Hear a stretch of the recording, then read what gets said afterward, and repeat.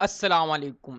आज मैं आप लोगों को बताऊँगा कि आप जो है अपनी कैंपेन को किस तरह से ऑप्टिमाइज़ कर सकते हैं मिनिमम आरओएस के लिए। एक न्यू बिडिंग स्ट्रैटेजी है जो फ़ेसबुक ने अपडेट किया है कुछ महीने पहले अपडेट लेके आया है अपनी बिडिंग स्ट्रैटेजीज़ में, जिसमें उसने ये भी डाला है कि आप जो है अपनी कैंपेन को, अपने एड्स को अब मिनिमम आरओएस के लिए ऑप्टिमाइज़ कर सकते हैं। आरओएस में अगर मैं आपको बता दूँ, रिटर्न ऑन एड स्पेंड होता है। मीन कि आप कितना फेसबुक के लिए इन्वेस्ट कर रहे हैं और कितना आपको रिटर्न मिल रहा है।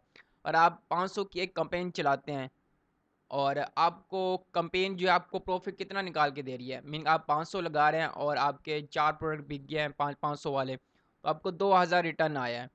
तो इस तरह से आपको कितना रिटर्न आया ये आप आरओएस से ही मालूम कर सकते हैं। आरओएस ही आपको बताता है कि आपकी कैंपेन प्रॉफिट है या नहीं है।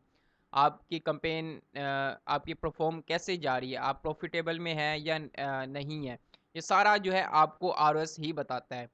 तो फेसबुक ने फिर इसको अपडेट किया अपने सिस्टम को। उसने जो है बिडिंग स्ट्रेटजीज में, उसमें उसने मिनिमम आरओएस को अपडेट कर दिया है। मीन कि आप अब बिडिंग स्ट्रेटजीज में जब आप जाते हैं तो आप मिनिमम आरओएस पे अपनी कैंपेन को ऑप्टिमाइज कर सकते हैं। किस तरह से कर सकते हैं मिनिमम आरओएस, किस तरह आप निकाल सकते हैं और किस तरह आप जो है इसको कैंपेन को रन कर सकते हैं मिनिमम आरओएस के लिए। तो आपने इस वीडियो को पूरा देखना है, कोई भी पॉइंट आपने मिस नहीं करना।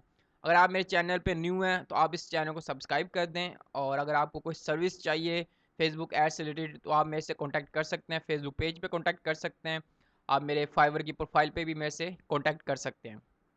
देखिए दोस्तों, अगर हम मिनिमम आरओएस की बात करें तो सबसे पहले हमें मालूम होना चाहिए कि मिनिमम आरओएस हम निकाल किस तरह से सकते हैं।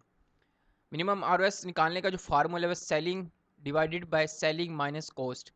सेलिंग होता है कि जो आप प्रोडक्ट बेच रहे हैं ओवरऑल उसकी जो प्राइस होती है उसमें कॉस्ट भी शामिल होती है, उसको हम सेलिंग प्राइस कहते हैं। मीन के अगर हम रेवेन्यू कह दें तो ये भी हम कह सकते हैं। अब प्रोडक्ट मिनिमम आरओएस क्या होगा, मीन के एक प्रोडक्ट जो है उसको हम 25 रुपये में बेच रहे हैं, तो सेलिंग प्राइस उसकी 25 है, डिवाइडेड बाय 25 माइनस 15। तो इसको अगर हम देखें तो हमारा जो आर ओ एस आ रहा है 2.5 आ रहा है, मीनिंग का हमारा मिनिमम आर ओ एस जो है वो 2.5 है। अगर मैं इस एग्जांपल को लेकर चलूँ, इसके अकॉर्डिंग मैं जो अपनी कंपेन को ऑप्टिमाइज़ करना चाहता हूँ मिनिमम आर ओ एस के लिए, तो आपने सिंपल यहाँ जाना है और एडसेट पे जाना है। अपने एडसेट में जाने के बाद आपने यहाँ पे ऑप्टिमाइजेशन एंड डिलीवरी वाले सेक्शन में आने के बाद आपने यहाँ एडिट करना है।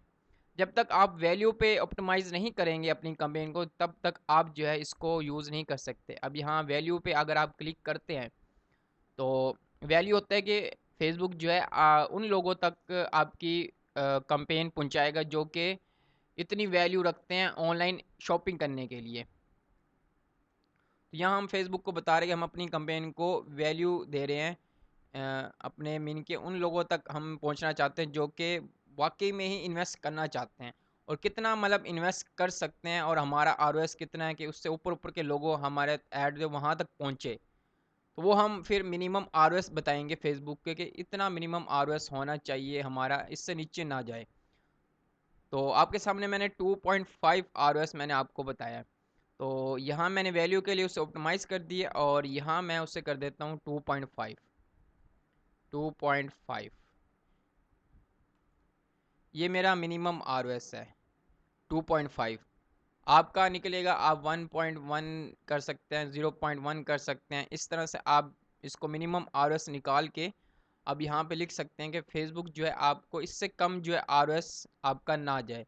मीन कि आपकी जो परचेज वैल्यू वो इंक्रीज़ हो जाएगी।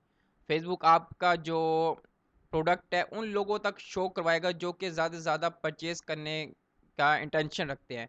आपकी प्रोडक्ट आपको ज़्यादा से ज़्यादा आपकी बाय करने के लिए उनकी इंटेंशन, हाई इंटेंशन लोगों तक आपकी प्रोडक्ट पहुंचाएगा।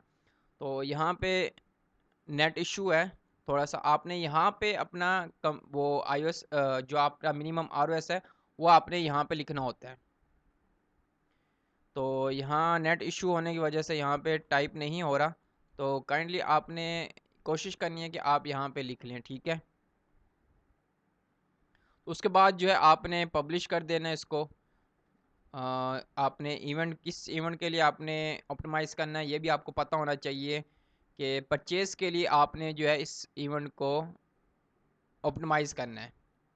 पिक्सेल सेलेक्ट करने के बाद आपके पास ऑप्शन आएगा कि आप कौन से इवेंट के लिए ऑप्टिमाइज़ करना चाहते हैं, तो आपने उसके लिए ऑप्टिमाइज़ करना है। और उसके बाद जो है आपने इसको पब्लिश कर देना। इतनी सी बात थी कि आप किस तरह से मिनिमम आरओएस के लिए कर सकते हैं। अब ये मैं बार बार कह रहा हूँ कि मिनिमम आरओएस उससे नीचे आपने यहाँ पे सेलेक्ट नहीं करना। मीनिंग अगर 2.5 आरओएस निकला है ना, तो यहाँ पे आपने 2.5 ही लिखना है। फेसबुक जो है 2.5 से ऊपर ऊपर ही आपका कोशिश करेगी कि आपका जो रिज़ल्ट है वो आरओएस है वो वहाँ तक रहे।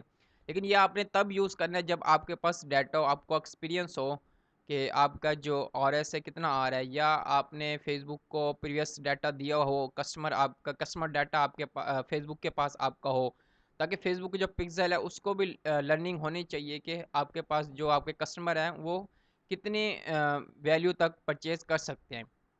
आपने अगर आप बिगिनर हैं तब आप इसको यूज़ ना करें। आपके लिए कन्वर्जन ऑप्टिमाइजेशन ठीक है, और उसको आप लोएस्ट कॉस्ट के लिए आप उसको ऑप्टिमाइज़ कर सकते हैं। तो ये थोड़ा एडवांस स्ट्रेटेजी है, तो आप इसको अगर न्यू बिजनेस है आपका और न्यू बिगिनर हैं आप, तो इसको आप यूज़ ना करें। अगर आपको कोई बात समझ नहीं आई तो आप जो है इस वीडियो के कमेंट बॉक्स में आप मेरे से पूछ सकते हैं।